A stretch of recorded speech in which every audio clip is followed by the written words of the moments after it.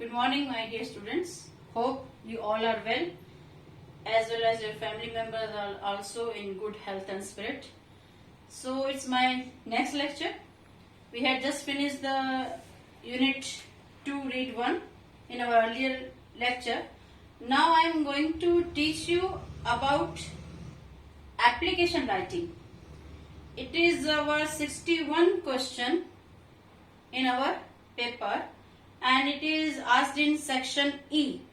It contains 6 marks, and it is asked in the form of option for speech writing. Either you have to write speech or you have to write application. I am going to teach you today how to write the application. Application writing is easy in comparison of speech. So it is better than you should learn it with full heart. So you will get good marks in it.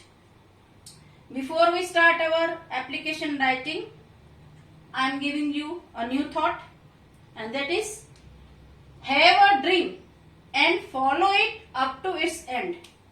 હું તમને આજે એક નવો thought આપી રહી છું. એ thought છે કલ્પના ચાવલાનું આપેલું.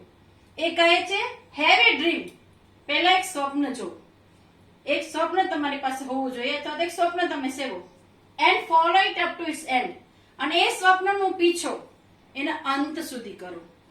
ટૂંકમાં have a goal in your mind, have a dream, have a career in your mind and follow it up to its end. જ્યાં સુધી એ કેરિયર, એ ગોલ, એ અચીવમેન્ટ, એ સિદ્ધિ તમને પ્રાપ્ત ન થાય એની પાછળ વળગ્યા રહો. And that is necessary for all of us. Being student, please always keep in mind that we must have something in our focus on which we have to prepare ourselves. Now I am just giving you an idea of the structure of application writing. Here are 10 points. First is sender's name and address. મોકલનારનું name, નામ, સાથે એનું address, એનું સરનામું. Generally પેપરમાં જ્યારે પ્રશ્ન પૂછાય છે એ તમને આપી દેવામાં આવે છે. કોણ હોય એનું, કોણ માણસ એપ્લિકેશન કરી રહ્યા છે એનું નામ, સરનામું મોસ્ટલી આપી દેવામાં આવે છે. આપણે એ જ સરનામું ત્યાં લખવાનું થાય છે. હવે એમાં હોય છે શું? નામ. ફોર એક્ઝામ્પલ, નામમાં હોય દીપ્તિ પટેલ, તો આપણે દીપ્તિ પટેલ. પછી ક્યાં રહે છે? તો flat number so and so, આ સોસાયટી, આ શહેર. ફોર એક્ઝામ્પલ આપણે લઈએ તો દીપ્તિ પટેલ 12/106 ગંગાનગર સોસાયટી, જુનાગઢ. આપણે એક એક્ઝામ્પલ તરીકે હું તમને વાત કરી રહી છું. ત્યાર પછી આવે છે ડેટ. માય ડિયર સ્ટુડન્ટ્સ, અહીંયા ડેટ આપણે મોસ્ટલી જે દિવસે તમે એક્ઝામ દેતા હો ને એ જ લખી દેવાની હોય. ફોર એક્ઝામ્પલ માર્ચ હોય અને તમે 13 તારીખે, 15 તારીખે, 19 તારીખે એક્ઝામ આપી રહ્યા છો, તો એ ડેટ તમે ત્યાં લખી દેજો. Then comes the second part of this application. To પછી રેસિપિયન્ટ્સ ડેઝિગ્નેશન એન્ડ એડ્રેસ. અહીંયા વાત આવે છે ટુ લખવું ફરજિયાત. જેમ આપણે ગુજરાતીને એપ્લિકેશન અરજી કરતી વખતે પ્રતિ લખીએ ને, એવી રીતે ઇંગ્લિશમાં ટુ ફરજિયાત છે. ટુ લખ્યા પછી રેસિપિયન્ટ્સ ડેઝિગ્નેશન. રેસિપિયન્ટ એટલે પ્રાપ્ત કરનાર. The person who receives your application is known as recipient. જે માણસ તમારી એપ્લિકેશનને રિસીવ કરે છે, પ્રાપ્ત કરે છે, એ. એની ડેઝિગ્નેશન, એનું નામ નથી લખવાનું, એની ડેઝિગ્નેશન લખવાની છે. અહીંયા ડેઝિગ્નેશન નો જો સીધો સાધો આપણે સરળ શબ્દ ગોતીએ તો પોસ્ટ, એનો હોદ્દો, કયા હોદ્દા પર છે. ફોર એક્ઝામ્પલ, હવે તમે એની એક્ઝામ્પલ આપો કે દીપ્તિ પટેલ, જે આપણે એક કાલ્પનિક નામ લીધું છે, એ ક્યાંય એપ્લિકેશન કરી રહી છે. હવે એ કરે છે, પોસ્ટ છે એની કોઈ એકાઉન્ટન્ટ માટેની, તો એ કોઈ ફોર્મમાં, કોઈ ઇન્ડસ્ટ્રીમાં, કોઈ મેડિકલ ફોર્મમાં એ એપ્લાય કરતી હશે. તો ત્યાં જે માણસ છે જેને એને એપ્લાય કરવાનું થાય છે તો મેનેજરને, ટુ ધ મેનેજર. બીજી એક્ઝામ્પલ આપું કે હવે ફરીથી આપણે લઈએ કે કાલ્પનિક નામ દીપ્તિ પટેલ લઈ રાખ્યું છે આપણે. એ અપ્લાય કરે છે ક્યાંય ટીચિંગની જોબ માટે. આપણે ઇંગ્લિશ ટીચરની વાત કરીએ, મારી જેમ અપ્લાય કરે છે. તો એક શિક્ષક ક્યાં અપ્લાય કરે છે? All of you know that teacher ક્યાં કામ કરે? તો સ્કૂલમાં. તો ટુ ધ પ્રિન્સિપલ. સમજાઈ ગયું? પહેલા આપણે જે વાત કરીએ એકાઉન્ટન્ટ, જેને કોઈ ફર્મમાં કે કોઈ જગ્યાએ કામ કરવું હોય તો એ ટુ ધ મેનેજર એ રીતે અપ્લાય કરે છે. પણ જે શિક્ષક માટે છે ટુ ધ, એક્ઝામ્પલ એક એક આપું છું, પછી વધારે આપણે એને ક્લેરિટી લેશું. ટુ ધ પ્રિન્સિપલ, પછી એડ્રેસ જે સ્કૂલમાં અપ્લાય કરેલી હોય. ધારો આપણી સ્કૂલ હોય તો આપણે શું લખીએ? MMGB કન્યા વિદ્યા મંદિર, જોશીપુરા, જુનાગઢ. એવી રીતે કોઈ ફોર્મમાં અપ્લાય કરેલી હોય, મેડિકલ ફોર્મમાં અપ્લાય કરેલી છે ફોર એક્ઝામ્પલ, તો two the manager Cadila private limited, Ahmedabad. Cadila medical form છે. અહીંયા સુધી તમે એ શું લખ્યું? ટુ, પછી રેસિપિયન્ટ ડેઝિગ્નેશન, પછી એનું એડ્રેસ. એડ્રેસ એટલે જ્યાં ત્યાં એ હોય, જ્યાં તમે અપ્લાય કર્યા છો એ જગ્યાના એડ્રેસ તમે લખ્યું. ત્યાર પછી આવે છે સબ્જેક્ટ. હવે તમે જે એપ્લિકેશન લખી રહ્યા છો એ જે તે માણસના હાથમાં જાય તો એને કેમ ખબર પડે કે આ કયા વિષય વાળું, શું કામ આવ્યું છે, પત્ર જે આવ્યું છે શું છે? તો એ વિષય બહુ ઇમ્પોર્ટન્ટ છે. એ બતાવવું જરૂરી છે કે શેના સંદર્ભમાં તમે પત્ર લખી રહ્યા છો અથવા તો એપ્લાય કરી રહ્યા છો. તો અહીંયા તમે સબ્જેક્ટ બતાવો છો કે application for the post of, કે હું આ એપ્લિકેશન આ પોસ્ટ માટે કરી રહી છું. હવે એક જ ફોર્મ છે, એમાં જુદી જુદી પોસ્ટ માટે લોકો અપ્લાય કરતા હોય.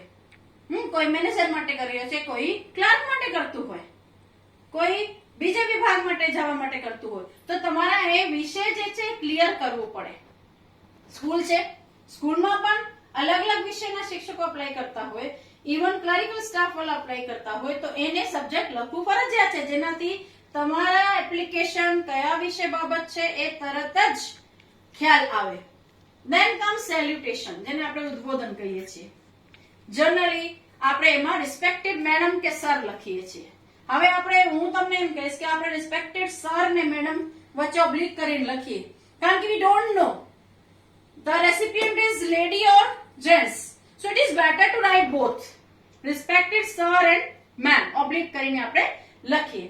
હવે એક વસ્તુ જે હું સમજાવવા માંગુ છું એ છે sender's name, address, date, recipient designation, address, subject and salutation. આ પાંચ જે મુદ્દા પહેલાના છે એ 2 માર્કના હોય છે. આપણી એપ્લિકેશન 6 માર્કની પૂછાય. 6 માર્કમાંથી આટલું વિભાગ mostly you will get sender name, address in the application question itself. ક્યારે એ એડ્રેસ પણ આપેલું હોય છે. સબ્જેક્ટ સેલ્યુટેશન સુધી તમે લખ્યું એટલે 2 માર્ક તમારા પાકા.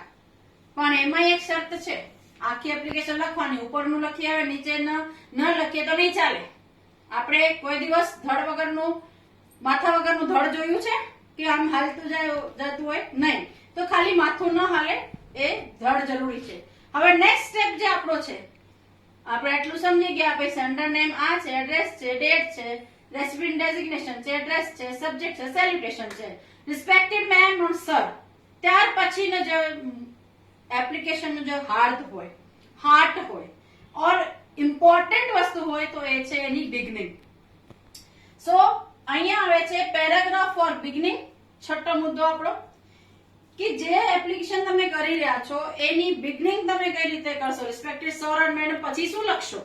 તો ત્યાં આપણે લખવાનું હોય કે ક્યાં રેફરન્સ થી તમને એ પોસ્ટ ખાલી છે, આ જગ્યા એ તમને ક્યાંથી ખબર પડી, એ આપણે એમાં લખીએ. બીજું, આપણે આપણી રીતે આપણી રજૂઆત કરતા હોઈએ કે હું અપ્લાય કરી રહી છું, આ છે તે છે, કન્સિડર કરો મારી એપ્લિકેશન. તો આ બિગનિંગ લાઇન્સ જે છે એ ખૂબ જ ઇમ્પોર્ટન્ટ છે. આપણે આ બધું લખ્યું, રિસ્પેક્ટેડ સર ને મેડમ પછી જે આપણે બિગનિંગ લાઇન લખીએ છીએ, ઇન્ટ્રોડક્ટરી પેરાગ્રાફ લખીએ છીએ, તેમાં આપણે કયા સંદર્ભથી તમને ખબર પડી એની વાત આપણે કરીએ છીએ અને આપણી પોતાની વાત શરૂ કરીએ છીએ. ત્યાર પછી 7મો મુદ્દો છે, that is biodata or resume. તમારા વ્યક્તિગત જે આખી માહિતી છે એ બાયોડેટામાં અને રિઝ્યુમ અને બેમાંથી કોઈ એક વસ્તુ આપણે લખી શકીએ, એમાં આપણે દેતા હોઈએ. એમાં અગેન there are 4 parts. બાયોડેટામાં 4 પ્રમુખ વિભાગ આપણે પાડ્યા છે. આગળ જ્યારે હું ડિટેલમાં સમજાવીશ તો વધારે ક્લિયર કરીશ, પણ અત્યારે આપણે જસ્ટ એક વાત કરી લઈએ. તો પેરેગ્રાફમાં બિગનિંગ આપણે સંદર્ભ કયો લીધો છે, તમારી પોતાની વાત કરો છો કે અહીંયા અપ્લાય કરી રહી છું કે કરી રહ્યો છું. ત્યાર પછી બાયોડેટા કે રિઝ્યુમ આપણે જ્યારે લખીએ તો એમાં પહેલી વાત આવે છે પર્સનલ ડિટેલ્સ, તમારી વ્યક્તિગત માહિતી. તમે કોણ છો, ક્યાં રહો છો, કેવી પર્સનાલિટી છે, ભારતીય છો, કઈ કઈ ભાષા જાણો છો, તમારી હોબીઝ કઈ, વેરિડ you are married or not, કેટલા પ્રકારના જ્ઞાન ધરાવો છો, એ બધું તમે એમાં પર્સનલ વ્યક્તિગત ડિટેલ્સ જે છે, ટૂંકમાં તમારી personality, how you looks, how you બિહેવ્સ, what are your hobbies, your height, weight, your gender, each and everything comes in this personal details. After that, there is another column, that is educational qualification. That is the main thing on which a recipient is focused on. એ જ્યારે તમારી application હાથમાં લે છે ને તો પહેલું કામ એનું આ જ જોવાનું હોય કે whether you are capable for that post or not. અહીંયા તમે તમારી એજ્યુકેશનલ ક્વોલિફિકેશન દર્શાવો છો, શૈક્ષણિક લાયકાત બતાવો છો કે તમે જે પોસ્ટ માટે એપ્લાય કર્યું છે એ પ્રમાણે તમારી પાસે ડિગ્રીઝ કરી 10મું 12મું ગ્રેજ્યુએશન, પોસ્ટ ગ્રેજ્યુએશન, પછી કોઈ આપણે ઓક્યુપેશનલ કોર્સ કરેલો હોય તે, એક્સ્ટ્રા કોઈ ડિગ્રી લીધી હોય તે, એમાં આપણે દર્શાવીએ છીએ. એ બોડી ઓફ ધ જે એપ્લિકેશન છે, બોડી ઓફ ધ એપ્લિકેશન એનો એ હાર્ટ છે. that is your educational qualification, તમારી પોતાની શૈક્ષણિક લાયકાત. ત્રીજો વિભાગ જેમાં આવે છે બાયોડેટામાં તે છે એક્સપિરિયન્સ, અનુભવ, કે તમે જે પોસ્ટ માટે એપ્લાય કરી રહ્યા છો એને લગતા તમને કોઈ અનુભવ ખરી? જો અનુભવ હોય તો એમાં લખવાનું. બીજી વાત, ક્યારે ક્યારે પ્રશ્નમાં જ લખેલું હોય કે 5 year experience is required, 5 વર્ષનો અનુભવ હોવું જરૂરી છે, તો આપણે એમાં અનુભવ દર્શાવવા પડે. Then there is reference, the last part of biodata, એ છે રેફરન્સ. તમને કોઈ ઓળખતું હોય એવા એક માણસનું આપણે રેફરન્સ આપીએ છીએ, સંદર્ભ આપીએ છીએ, બતાવીએ છીએ કે મારા વિશેની કોઈ પણ જાણકારી તમારે લેવી હોય તો એ જે તે માણસને તમે પૂછી શકો છો. રેફરન્સ ખૂબ જ ઇમ્પોર્ટન્ટ છે, કારણ કે કોઈ પણ ફર્મ, કોઈ પણ ઇન્ડસ્ટ્રી, ઇવન કોઈ પણ સ્કૂલ, કોઈ પણ કોલેજ, કોઈ પણ બેંક જ્યારે માણસને એમ્પ્લોય રાખવા બેસે ત્યારે એના વિશેની તપાસ કરાય છે કે માણસનું કેરેક્ટર કેવું છે, એ માણસનું વ્યવહાર કેવું છે, how is his behaviour, character, dealings, all things are notified. So એના માટે આપણે એક રેફરન્સ આપીએ છીએ. જનરલી હું દીકરીને સજેસ્ટ કરું છું કે તમે તમારા પ્રોફેસર કે તમારા શિક્ષકનું રેફરન્સ પણ એમાં આપી શકો છો, કારણ કે રેફરન્સ તો કોઈ પણ માણસનું આપી શકે જે આપણને ઓળખતું હોય, પણ એક એવો માણસ હોવો જોઈએ કે જેની પાસે કોઈ હોદ્દો હોય, કોઈક સમાજમાં પ્રતિષ્ઠા હોય, એવા માણસનું રેફરન્સ આપણે દઈ શકીએ છીએ. હવે અહીંયા સુધી જે ભાગ છે 6 ને 7મો પાર્ટ, જેમાં આપણો બિગનિંગ નું paragraph as well as our biodata આવી ગયું, એ 3 માર્કનું છે. એ ખૂબ જ ઇમ્પોર્ટન્ટ છે. આટલો વિભાગ તમે બહુ સહેલાઈથી કરી શકશો, કારણ કે મોસ્ટલી આ બંને સરનામા આપેલા હોય છે. અહીંયા જે છે એ તમારે લાઇન્સ લખવી, યાદ કરવી જરૂરી છે. હું લખાવી દઈશ. આના પછી આપણે જે લેવાના છીએ અત્યારે ખાલી પેટર્ન સમજી રહ્યા છીએ, ત્યાર પછી એપ્લિકેશન ફોર્મેટ આખું લખાવવાની છું તમને. સો અપ ટુ રેફરન્સ એ 3 માર્કનું તમારો એ આપવામાં આવશે બોર્ડમાં. ફરીથી કહું, 6 માર્કનો પ્રશ્ન. પહેલા 5 વિભાગ જે આપણે લીધા એ 2 માર્કના, 6, 7મો જે છે એ 3 માર્કનો. હવે આપણે નીચે જોઈએ. રેફરન્સ સુધી તમે લખી નાખ્યું. Then comes closing lines. જે રીતે સ્ટાર્ટિંગ ની બિગનિંગ લાઇન્સ હોય છે ને એ ઇમ્પોર્ટન્ટ હોય, એવી રીતે ક્લોઝિંગ લાઇન્સ, જેમાં તમે આશા દર્શાવો છો કે તમે જ્યાં અપ્લાય કરી રહ્યા છો એ તમને બોલાવે કોલ લેટર માટે, તમને કોલ લેટર મોકલે. ટૂંકમાં ક્લોઝિંગ લાઇન્સ કેવી છે, જેમાં તમે તમારી હોપ અને સાથે સાથે અપીલ એ દર્શાવતા હો કે ભાઈ જો તમને મારી ક્વોલિફિકેશન યોગ્ય લાગતી હોય તો મને કોલ લેટર મોકલો અને કૃતાર્થ કરો, ઓબ્લાઇજ કરો. Then comes complementary clause. નામ બહુ મોટું લાગે. હવે જ્યારે એપ્લિકેશન નો અંત કરીએ, નામ ભલે મોટું છે, આપણે લખવાનું બહુ સહેલું હોય છે. yours faithfully અથવા તો yours truly, પછી જે નામ અહીંયા એ નામ નીચે લખી દેવું. મોસ્ટલી અમુક બાળકો XYZ પર લખતા હોય, but if there is name you are getting here, you should write it there. એ જ નામ આપણે નીચે લખો. આપણે નામ કઈ લીધું હતું? દીપ્તિ પટેલ. હવે અહીંયા કોમ્પ્લિમેન્ટરી ક્લોઝ એટલે છેલ્લે અંતમાં જે તમે અંત કરો છો લેટરમાં, તમારે ક્લોઝિંગ કઈ રીતે કરવાની? તો કોમ્પ્લિમેન્ટરી આપણે કઈ રીતે પહેલે એને જ કહીએ છીએ કે હું તમારી આજ્ઞાંકિત છું. yours faithfully, yours truly, તમારા વિશ્વાસુ, તમારા આજ્ઞાંકિત. એ રીતે આપણે એને અંતમાં ટૂંકમાં એ આપણી દર્શાવીએ છીએ કે how knowledgeable we people are. અમને ખબર પડે છે કે અંત કઈ રીતે કરાય છે. તો yours faithfully, yours truly આ રીતે આપણે લખશું. છેલ્લે છે enclosures, the last part of your application, but very important, it should be mentioned. Why? Because in this a enclosure એટલે ભીડાણ. આજે તમે વસ્તુઓ એટલી બધી એમાં બતાવેલી છે ને કે મારી આટલી ક્વોલિફિકેશન છે, મારા આટલા એક્સપિરિયન્સ છે, તો એના કાગળિયા તમારે જોડવા પડે છે. You know this thing. આપણે શું કરીએ? જેટલા સર્ટિફિકેટ હોય, આપણી પાસે જેટલા માર્કશીટ્સ હોય, એની બધાની નકલ એટલે ઝેરોક્સ કોપી એ એમાં એપ્લિકેશન સાથે ભીડાણમાં જાય છે. તો અહીંયા શું લખવાનું છે? ઝેરોક્સ ઓફ, પછી નંબર નીચે મૂકી દેવાનું. Marksheet certificate of HSC, marksheet certificate of graduation, marksheet certificate of post graduation and experience. એ હું તમને હમણાં બતાવું. તો ટૂંકમાં 8, 9, 10 જે છેલ્લા પાર્ટ આપણા એપ્લિકેશનના છે, જેમાં આપણે ક્લોઝિંગ લાઇન્સ ની વાત કરી, ત્યાર પછી મેં તમને કીધું કોમ્પ્લિમેન્ટરી ક્લોઝ, અને છેલ્લે આપણે એન્ક્લોઝર કર્યું. એ 1 માર્કનો આ વિભાગમાં 1 માર્ક ધરાવે છે. તો 6 માર્કમાં પહેલા 2 માર્ક અપ ટુ સેલ્યુટેશન, પછીના 3 mark up to reference, and from closing lines to enclosure 1 mark again. આ રીતે 6 માર્કની એપ્લિકેશન હોય છે. બોર્ડમાં જોતી વખતે અમે આ રીતે જ વિભાગ પાડીને ચેક કરતા હોઈએ છીએ. અહીંયા સુધી વ્યવસ્થિત જોયેલું હોય, વ્યવસ્થિત બધું લખેલું છે, સેજ પણ ભૂલ ના હોય તો સીધા તમને 2 માર્ક મળી જાય. કોઈ માર્ક્સ કાપતા નથી. પણ અહીંયા સેજ પણ ભૂલ હોય, કોમા લગાડવાનું ભૂલી ગયા, કઈ શબ્દમાં એકાદ મિસ્ટેક થઈ તો અડધો માર્ક કપાઈ જાય, 0.5 તમારું લોસ થાય છે. પછી આ વિભાગ બહુ જ ઇમ્પોર્ટન્ટ છે. જે પોસ્ટમાં એપ્લાય કર્યા છો એ જ ક્વોલિફિકેશન તમે લખી કે નહીં એ બહુ જરૂરી છે. પછી તમારા પર્સનલ ડિટેલ્સ ને એક્સપિરિયન્સ ને બધું વ્યવસ્થિત તમે લખ્યું છે કે નહીં. જો અપ ટુ ડેટ હોય, everything is written in quite good manner, you will get 3 out of 3 in it. એમાં 3 માંથી 3 પણ આપેલા છે અમે. 2 વત્તા 3 કેટલા થયા? 5. પછી 1 તો આમાં મળી જાય, તો 6 માંથી 6 પણ દીકરીઓ મળી જાય છે. બહુ ઈઝી છે. પેટર્ન મગજમાં આપણે ફીડ કરી લઈએ, પછી આપણે એને આરામથી એલેબોરેટ કરી શકીએ છીએ.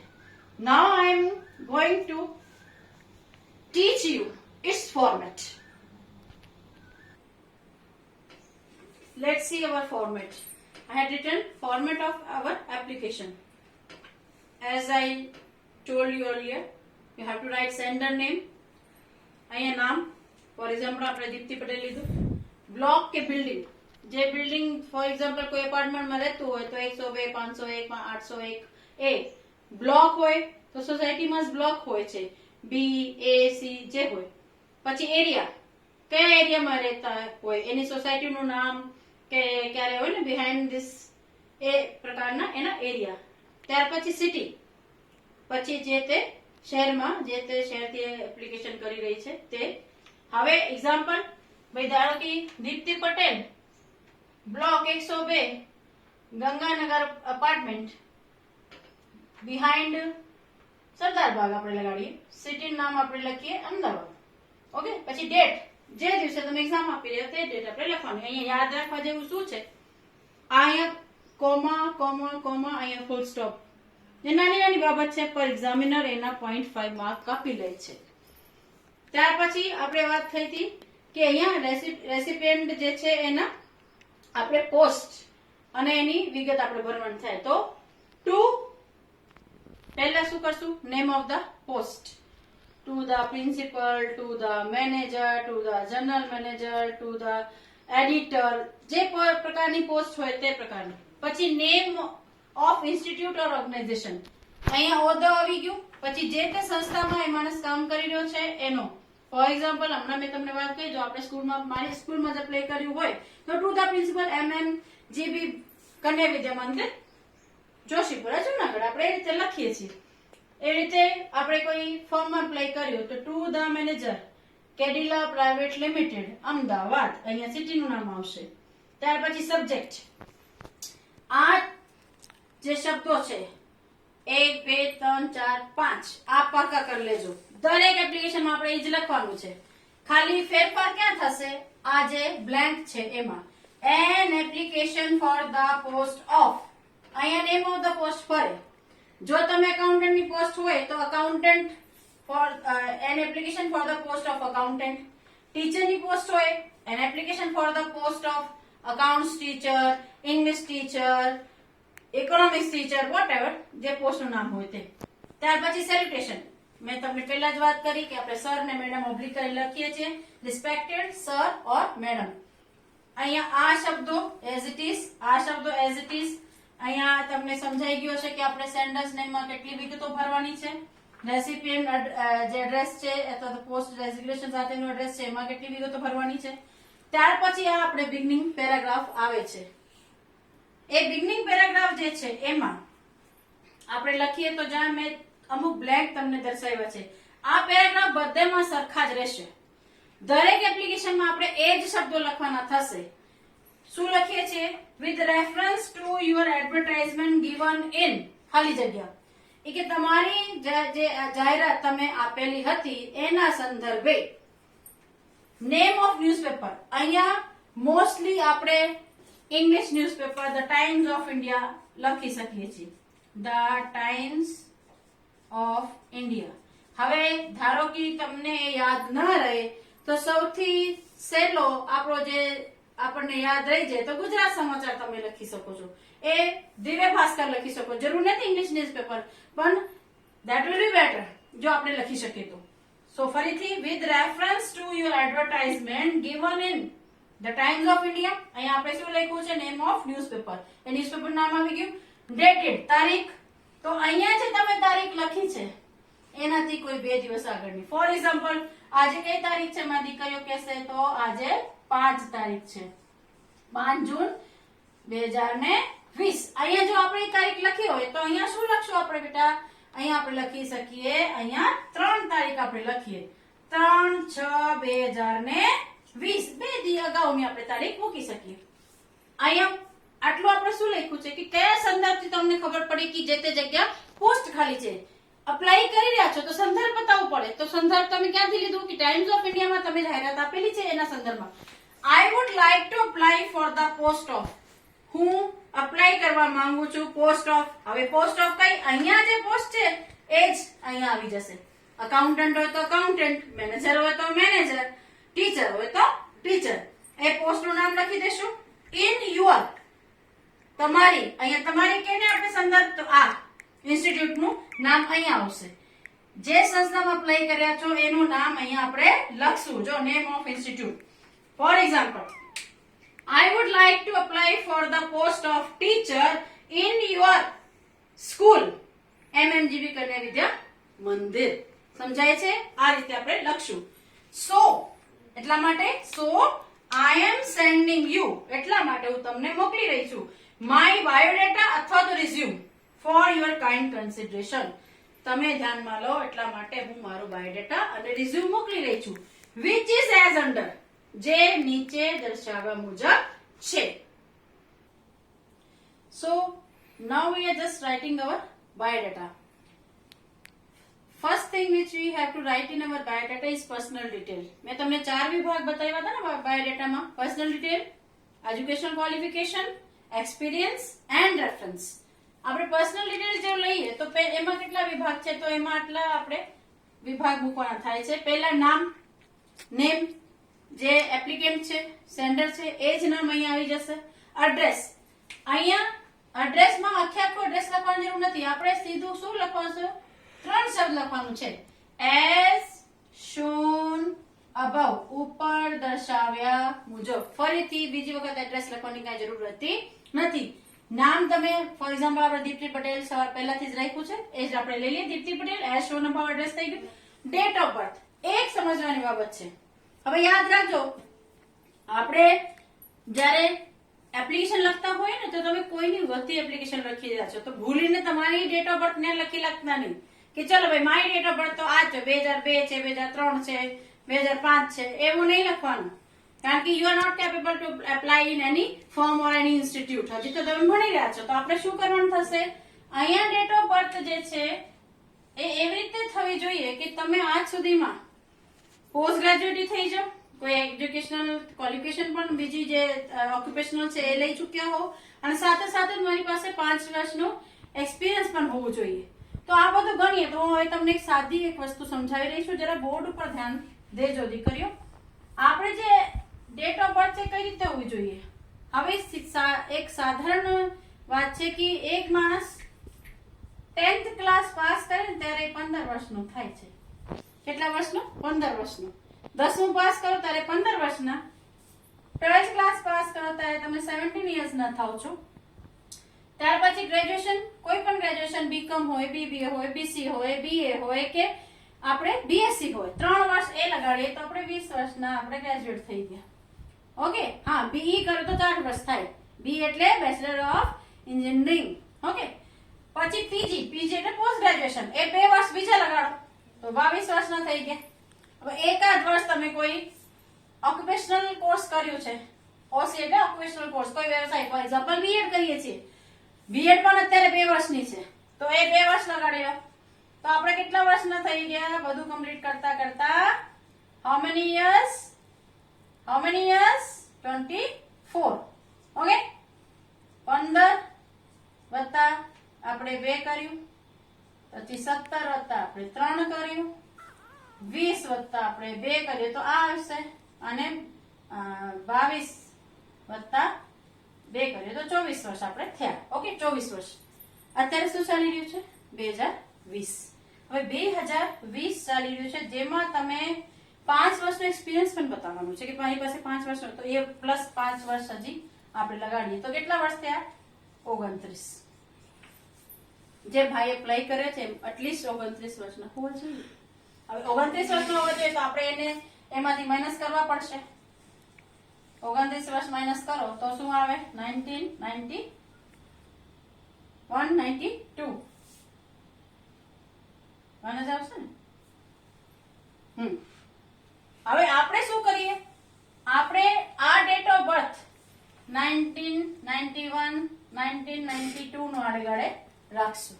આગળ તમે તમારી ડેટ ઓફ બર્થ લગાડો, કઈ વાંધો નહીં. ઓગસ્ટ લગાડો, 20th ઓગસ્ટ લગાડો કે 5 સપ્ટેમ્બર લગાડો, વોટેવર આગળ લગાડો, પણ પાછળ ભૂલતા નહીં. આ ભૂલ કરશો તો આ તમારું કોલમ ખરાબ થશે. ફરીથી કહું, ડેટ ઓફ બર્થ એ 1991, 92, 93, બસ આટલું જ. 93 તો આગળ ટકતા નહીં. પછી પર્સનાલિટી, એ જે કોલમ છે આપણે એ પર્સનાલિટી હંમેશા લખતી વખતે પર્સનાલિટી તમારી કેવી હોવી જોઈએ? પર્સનાલિટી આપણી હંમેશા એટ્રેક્ટિવ હોય, સ્માર્ટ હોય આપણે. ઓકે. પર્સનાલિટીમાં કોલમમાં તમારે શું લખવાનું છે? How you are looking, you are looking dashing, you are looking smart, you are looking attractive. તો આપણે જે કોલમ છે એ કોલમમાં આપણે લખતી વખતે શું કરવાનું થાય છે? આપણે લખશું પર્સનાલિટીના કોલમમાં સ્માર્ટ એન્ડ એટ્રેક્ટિવ, કે હું કેવી દેખાઉં છું, અથવા દેખાઉં છું છોકરો હોય તો કે ભલે સ્માર્ટ એન્ડ એટ્રેક્ટિવ બધામાં એ જ લખો. આપણે કઈ બદલવાનું નથી, પાકું જ કરી નાખો આ 2 શબ્દો.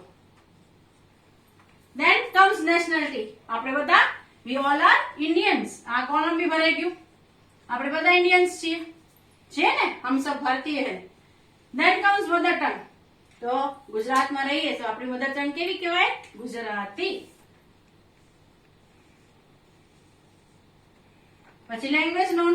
હવે તમને હું પૂછું તો દીકરી તમને કઈ કઈ ભાષા આવડે? તો મેડમ ઇંગ્લિશ આવડે, અમને હિન્દી આવડે, અમને ગુજરાતી આવડે. તો આપણે 3 ભાષા લખી નાખશું. કઈ કઈ?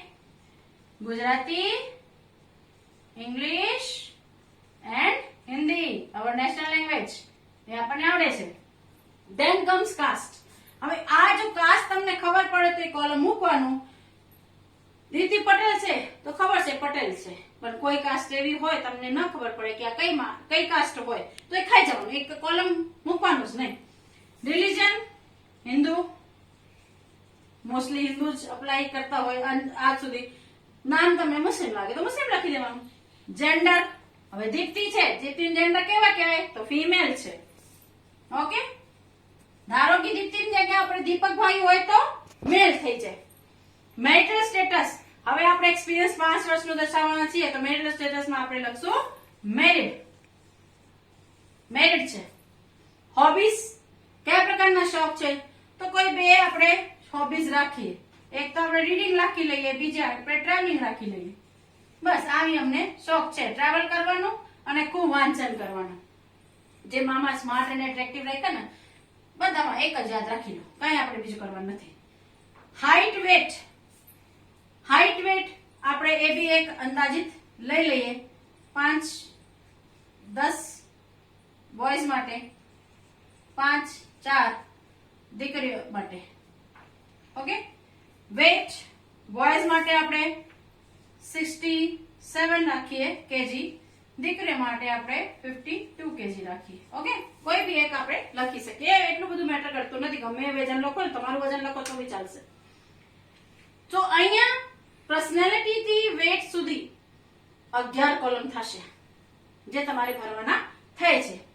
ત્યાર પછી એજ્યુકેશનલ ક્વોલિફિકેશન, તમારી શૈક્ષણિક લાયકાત કઈ, ડિટેલ્સ લખતા પહેલા. હવે ધારો કે આપણે અકાઉન્ટન્ટ માટે લખી રહ્યા છીએ તો પોસ્ટ માટે તો સીએ તમે કરો છો, સીએ 4 વર્ષનું થતું હશે, એ આફ્ટર ગ્રેજ્યુએશન ની બાળકો કરે છે ને આફ્ટર 12th બી કરે છે, એ લખી શકો. હવે આપણે એક એક્ઝામ્પલ લઈએ છીએ કે ભાઈ તમે મેનેજરની પોસ્ટ માટે એપ્લાય કર્યું તો મેનેજર કોણ બને છે, જેને બીબીએ એમબીએ કરેલું હોય. બીબીએ એમબીએ કરેલું હોય તો આપણે અહીંયા જ્યારે એજ્યુકેશન ક્વોલિફિકેશન ની વાત આવે તો એ શું લખશે, એમબીએ. એ મારી ક્વોલિફિકેશન શું છે, હું એમબીએ છું. એની જગ્યાએ જો શિક્ષક કોઈ ભાઈ બહેન હોય, ફોર એક્ઝામ્પલ હું મારી જ એક્ઝામ્પલ આપું કે હું કે એપ્લાય કરતી હું તો મારે મારી એજ્યુકેશન લખતી વખતે શું લખવું પડે, એમએ એમએડ. હું એમએડ છું એટલે એમએડ લખું છું, અથવા તો શિક્ષકની ફરજિયાત ક્વોલિફિકેશન બીએડ હોય છે. ઓકે, આ ટૂંકમાં ઉપર આપણે દર્શાવ્યું. હવે શું છે, આ કોલમ ખૂબ જ ઇમ્પોર્ટન્ટ છે. કોઈ બી જે રેસિપિયન્ટ છે જે તમારી એપ્લિકેશનને નોંધ લેતો હોય એ આ કોલમને ધ્યાનમાં લે છે.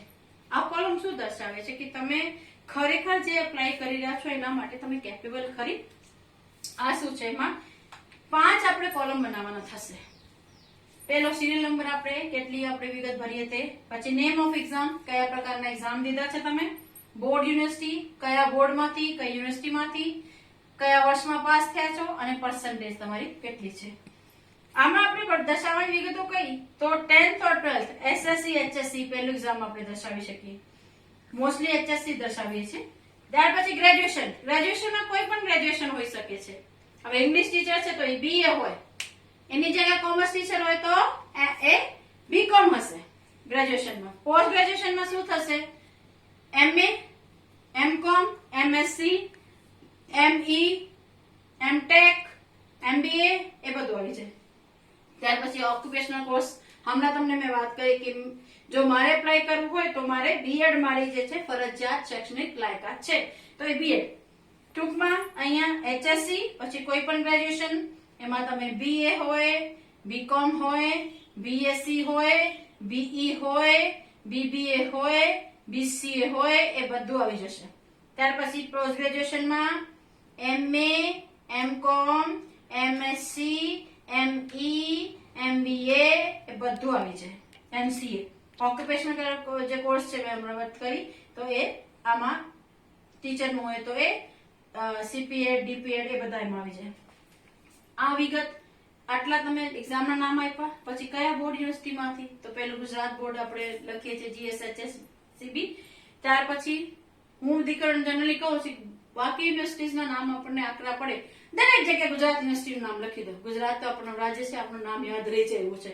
એટલે mostly I suggest them you should select Gujarat university, કારણ કે એ શબ્દ સહેલો છે ને આપણે લખી શકીએ છીએ, કોઈ ચેલેન્જ બી નથી કરી શકતું, યુનિવર્સિટી છે આપણે ત્યાં.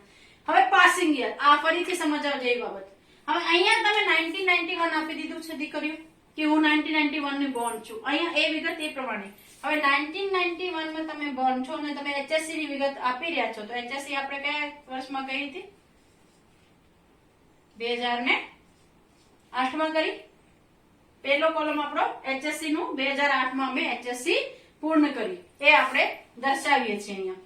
ત્યાર પછી 3 વર્ષ કેના લીધા આપણે? ગ્રેજ્યુએશનમાં.